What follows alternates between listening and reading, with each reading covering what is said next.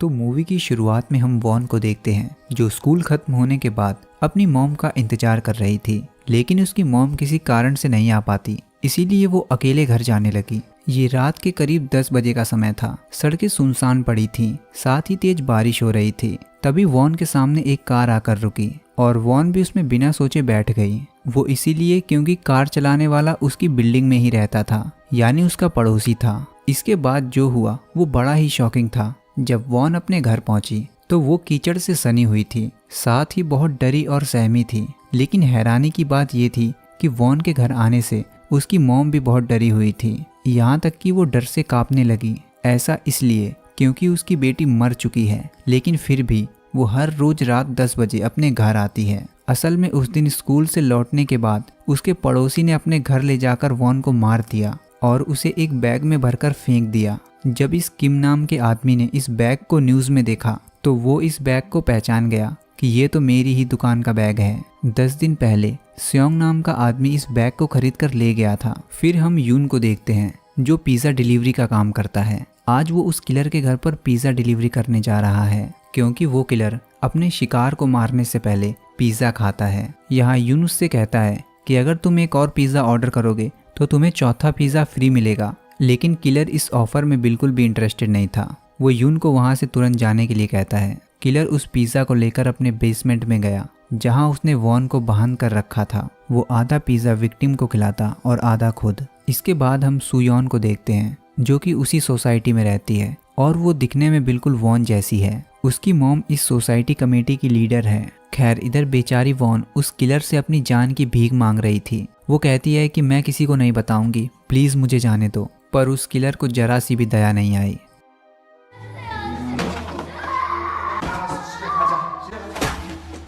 उसने वॉन के बड़े ही बेरहमी से टुकड़े कर दिए।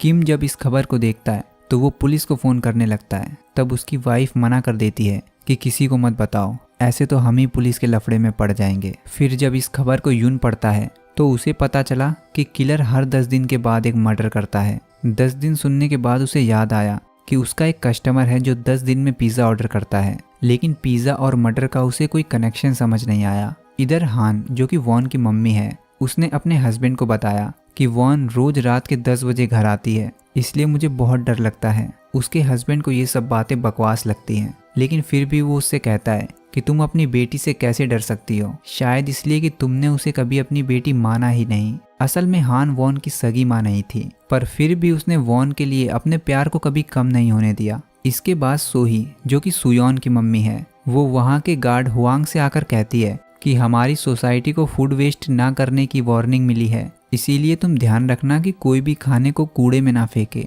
इसके बाद हम डॉनली को देखते हैं जो कि उसी सोसाइटी में रहता है। वो लोगों को लोन देने का काम करता है। उसके अंकल ने भी उससे लोन लिया था, लेकिन लोन ना चुकाने की वजह से आज डॉन उसे खर्चा पानी दे रहा है। डॉन अपने अंकल से इसलिए नफरत करता है क्योंकि जब उसकी मॉम बीमारी से मर गई थी तो उसका अंकल अपनी बहन को देखने तक नहीं आया। इधर ये किलर वॉन के खून को साफ कर रहा था। तभी गेट पर डॉन आकर इससे कहने लगा कि तूने मेरे पार्किंग एरिया में अपनी कार कैसे लगा दी, जल्दी हटा ले वरना तू हॉस्पिटल में पार्क हो जाएगा। इसके बाद हुआंग वहाँ के कूड़े को चेक कर रहा था। वहाँ एक कूड़े की पन्नी में से उसे पिज़्ज़ा मिला, साथ ही उसमें एक पर्ची भी थी जिससे वो समझ गया कि ये किसकी पन्नी है। वो उस पन्नी को लेकर उस किलर के घर गया और उससे कहने लगा कि मुझे पता है कि ये पन्नी तुम्हारी है, एक काम करो तुम मुझे पौवा पिला दो, फिर मैं तुम्हारी शिकायत नहीं करूंगा। फिर हुआंग उस पन्नी को खोलकर देखने लगा। तब उस पन्नी में से वॉन की स्कूल की यूनिफॉर्म निकली, जिससे उसे सब समझ आ गया। लेकिन इतनी देर में उस किलर ने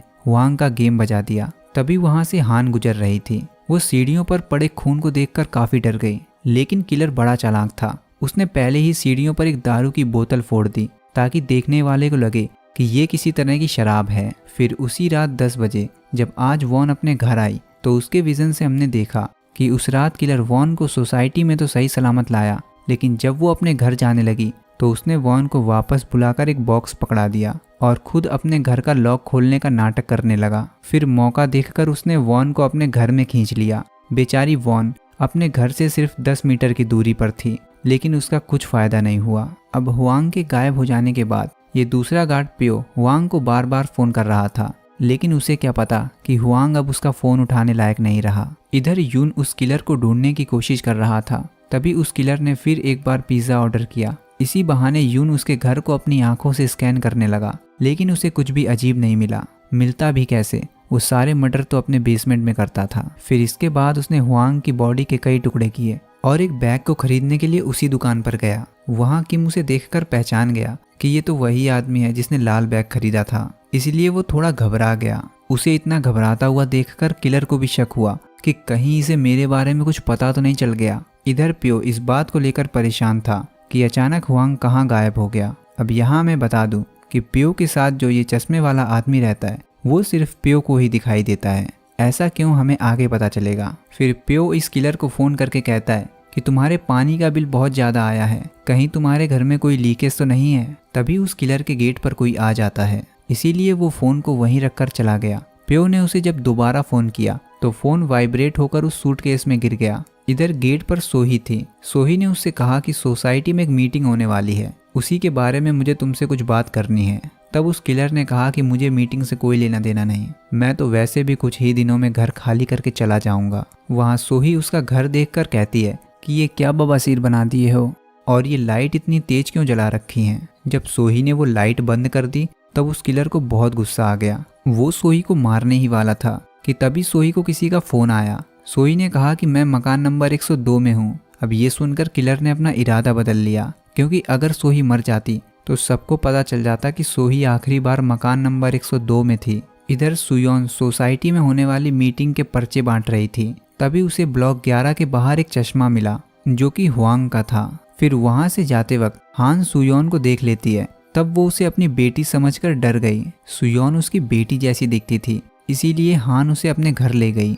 वहां जाते वक्त उस किलर ने सुयोन को देखा तो वो डर की वजह से कांपने लगा। वहां हान ने सुयोन के साथ काफी अच्छा समय बिताया। हान ने उसे बताया कि वो अपनी बेटी से कितना प्यार करती थी। फिर जाते वक्त हान ने नोटिस किया कि ये नीचे के फ्लोर वाला आदमी सुयोन को बड़े ही अजीब नज़रों से देख रहा है। फिर सुयोन ने पियो को जाकर वो चश्मा दिया और कहा कि ये मुझे ब्लॉक नंबर 11 के सामने मिला है, जिसका भी हो उसे दे देना। पियो समझ गया था कि ये हुआंग का चश्मा है। खैर इसके बाद पियो मकान नंबर 102 में लीकेज चेक करने के लिए गया, क्योंकि उसका बिल बहुत आया था। तब इस किलर ने पहले तो उसे चेक करने से मना कर दिया, लेकिन जब पियो ने कहा कि अगर तुम मुझे चेक नहीं करने दोगे तो शाम को मैं सोसाइटी की तरफ से प्लम्बर लेकर आऊँगा।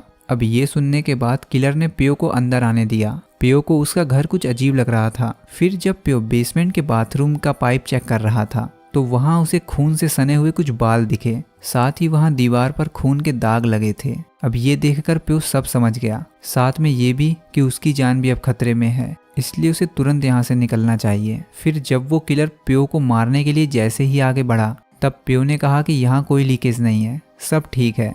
जिसके बाद पियो उस घर से तुरंत निकल गया। अब वैसे तो पियो को करना ये चाहिए कि वो पुलिस को जाकर सब बता दे, लेकिन वो ऐसा नहीं करता क्योंकि उसके पीछे भी एक वजह है। इधर डॉनली जब घर आता है तो वो देखता है कि उस आदमी ने फिर से उसकी पार्किंग एरिया में कार लगा दी। इस बार तो डॉन ने उसे अपने तरीके से समझाया, आइंदा कार लगा मत दियो यहाँ पे। इधर हान आज अपने बेटी के कमरे में गई। उसे वॉन की बहुत ज़्यादा याद आ रही थी। उस कमरे में वॉन का सभी सामान मौजूद था, लेकिन कमी थी सिर्फ वॉन की। इसके बाद उस किलर को पता चला कि उसका फ़ोन इस सूटकेस में लॉक हो गया है और उसे उस सूटकेस का पासवर्ड भी नहीं पता, इसीलिए वो पागल सा हो गया। वो सूटकेस का पासवर्ड पूछने के लिए किम से मिलने गया। तब किम ने कहा कि मुझे पासवर्ड कुछ ठीक से याद नहीं है। फिर उस किलर ने किम का फ़ोन लेकर डॉनली को एक मिस कॉल कर दिया। फिर जाते जाते उसने दुकानदार से पूछा कि क्या तुम्हें पिज़्ज़ा खाना पसंद है। उसने ऐसा क्यों पूछा ये तो आप समझ ही गए होंगे। अब आज की रात जब वॉन अपने घर आई तब हान ने थोड़ी हिम्मत दिखाकर वॉन को गले लगा लिया।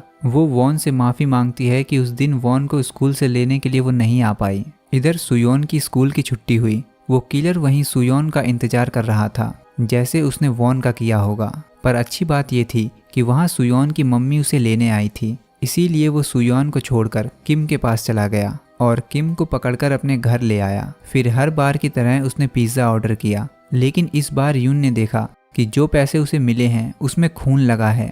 जिसके बाद वो घर में ताका झांकी करने लगा। वहाँ किलर उसे देखने ही वाला था कि तभी वहाँ पियो आ गया और उसने टॉर्च जलाकर किलर का ध्यान भटका दिया। तब यून ने पियो को बताया कि जो पैसे उस आदमी ने दिए हैं उस पर खून लगा हुआ है, इसके बारे में हमें पुलिस को बताना चाहिए। तब पियो कहता है कि हो सकता है उसके हाथ में चोट लगी हो। अब यून को भी लगा कि हाँ ऐसा भी हो सकता है, इसलिए वो वहाँ से चला गया। फिर जब प्यो अपने कैबिन में आया तो ये आदमी उससे बोला कि तुम्हें पता है हुआंग को उसी आदमी ने मारा है, फिर तुम पुलिस को जाकर क्यों नहीं बता देते, या फिर तुम डरते हो कि पुलिस तुम्हें ही ना पकड़ ले।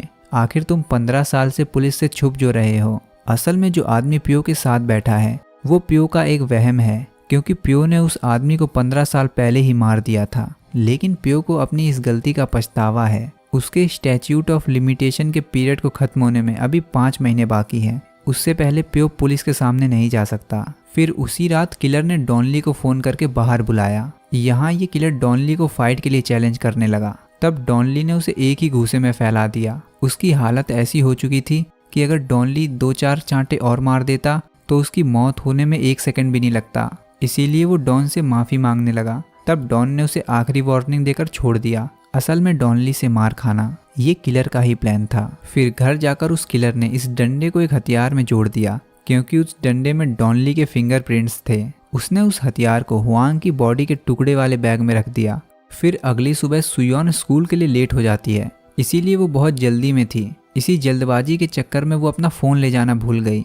घर के बाहर वो किलर सुयोन का इंतजार कर रहा था। तब वहाँ हान ने देखा कि ये आदमी हमेशा सुयोन को घूरता ही रहता है, जिससे वो समझ गई कि कुछ तो गलत है। वहाँ किलर को प्यो ने भी देख लिया था, इसीलिए वो सुयोन को रोक कर कहता है कि कुछ भी हो जाए तुम रात में अकेले घर मत आना। जिस पर सुयोन कहती है कि चिंता मत करो, मेरी मॉम मुझे लेने आती है। इसके बाद वो किलर सुयोन के पीछे चला गया। उस किलर ने सुयोन में वॉन की झलक देखी, जिससे वो फिर बहुत घबरा गया। इधर मिस्टर प्यो सोसाइटी को छोड़कर हमेशा के लिए जा रहे थे, क्योंकि वो उस किलर को पकड़वाने में कुछ कर नहीं पा रहे थे। तब ये आदमी प्यो से बोला कि वो किलर सुयोन के पीछे गया है, तुम्हें सुयोन को बचाना चाहिए, वो बिल्कुल तुम्हारी बेटी जैसी है। तब प्यो ने उससे कहा कि कुछ नहीं होगा, उसकी मॉम उसे हमेशा लेने जाती है। तब उस आदमी ने कहा कि अगर उसकी मॉम किसी कारण से नहीं पहुंच पाई फिर क्या होगा। उसकी बात तो सही है। शुरू में हमने देखा कि वॉन के साथ भी कुछ ऐसा ही हुआ था। सुयोन की मॉम उसे हमेशा लेने जाती है,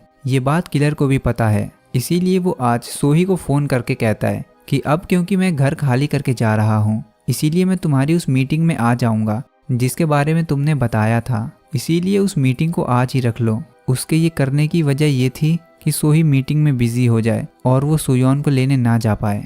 इधर हम देखते हैं कि डॉनली को पुलिस ने पकड़ लिया है, क्योंकि वो दुकानदार किम कई दिनों से गायब है। पुलिस को शक है कि डॉन ने उसे गायब किया है, क्योंकि आखिरी बार किम के फ़ोन से डॉन को ही फ़ोन किया गया था। यहाँ डॉन अपनी सफाई में कहता है कि मैं पिछले 10 दिनों से अपने अंकल के साथ था। तब उसके अंकल को बुलाया गया। डॉन को लग रहा था कि उसका अंकल उसके खिलाफ गवाही देगा, क्योंकि डॉन ने अपने अंकल को पीटा जो था। लेकिन उसका अंकल कहता है कि डॉन सही कह रहा है, वो मेरे साथ ही था। इसी बीच पुलिस को वो बैग मिल गया जिसमें हुआंग की डेड बॉडी के टुकड़े थे, साथ ही डॉनली के फिंगरप्रिंट वाला हथियार भी। इसीलिए अब डॉन की मुसीबतें बढ़ने वाली थीं। तब उसे याद आया कि ये डंडा तो कुछ जाना पहचाना लग रहा है। इधर किम जो कि कुर्सी से बंधा हुआ था, उसने जैसे तैसे करके उस सूटकेस को खोल लिया। साथ ही दीवार में टक्कर मार मार के उसने खुद को भी छुड़ा लिया। फिर सूटकेस में पड़े फ़ोन से उसने आखिरी बार डायल किए गए नंबर पर हेल्प मी का मैसेज भेज दिया, जो कि यून के पास पहुंचा। अब उसी आदमी के फ़ोन से ये मैसेज आने पर यून का शक यकीन में बदल गया। इसीलिए वो तुरंत उस किलर के घर जाने के लिए निकल गया। इधर हान देखती है कि आज भी बारिश हो रही है, इसीलिए उसका मन बहुत परेशान हो गया और वो सुयोन को स्कूल से लेने चली गई, क्योंकि हान को सुयोन में अपनी बेटी दिखाई देती है। वहीं किलर भी मौजूद था। वो तो अच्छा है कि हान उसे लेने आ गई, क्योंकि उसकी मॉम मीटिंग में बिजी होने के कारण नहीं आ पाई। अब हान को यहाँ देखकर इस किलर को बहुत गुस्सा आया, इसीलिए उसने दोनों को मारने का फैसला किया। इसके बाद तेज बारिश की वजह से पूरे शहर की बिजली चली गई और अंधेरे का फायदा उठाकर डॉन अपने अंकल के कपड़े पहनकर पुलिस स्टेशन से भाग गया। इधर प्यो को जब सुयोन की चिंता हुई तो उसने वापस आकर सोही से सुयोन के बारे में पूछा। तब उसे पता चला कि वो अभी तक घर वापस नहीं आई है। ये सुनकर प्यो अंदर से टूट गया। इधर हान ने देखा कि उसका पड़ोसी यहाँ भी सुयोन का पीछा करते हुए आ गया। तब उसे सब समझ आ गया कि शायद यही वो आदमी हो जिसने वॉन को मारा हो। तब हान ने समझदारी दिखाई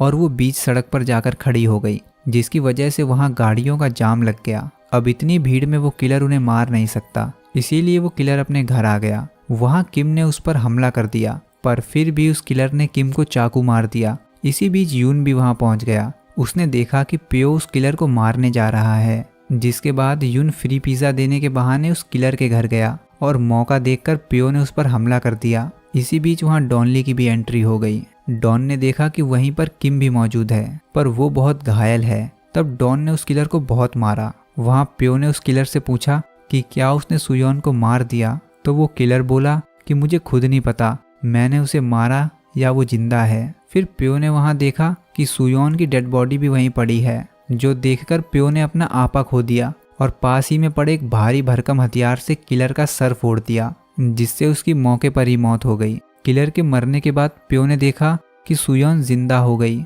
असल में ये उसके मन का वहम था कि सुयोन मर गई। फिर इसके बाद किम को हॉस्पिटल ले जाया गया। वहाँ सोही डॉन को पकड़कर उससे पूछने लगी कि बता मेरी बेटी कहाँ है, तूने उसके साथ क्या किया। तभी हान वहाँ सुयोन को लेकर आ गई, जिसके बाद सब ठीक हो गया। मिस्टर पियो भी उस सोसाइटी को हमेशा के लिए छोड़कर चले गए। फिर हम देखते हैं कि किम के पास जो कोई भी बैग खरीदने आता है वो उसका राशन कार्ड, पैन कार्ड, आधार कार्ड सब कुछ मांगने लगा। वहाँ उसने अपनी वाइफ को बताया कि एक बात मुझे समझ नहीं आ रही, उस किलर ने मुझे इतने दिनों तक जिंदा क्यों रखा। और तो और वो हर रोज रात में आकर मेरे पास ही सोता था। उसे देखकर लगता था कि वो बहुत डरा हुआ है, जो कि सच बात थी। उस किलर को भी वॉन दिखाई देती थी। वॉन रोज रात 10 बजे उसके बेसमेंट से निकलकर अपने घर जाती थी। और इसी के साथ ही ये बेहतरीन मूवी यहाँ खत्म हो गई। दोस्तों वीडियो पसंद आई है तो लाइक और कमेंट जरूर करा करो ताकि वीडियो और लोगों तक पहुँचे।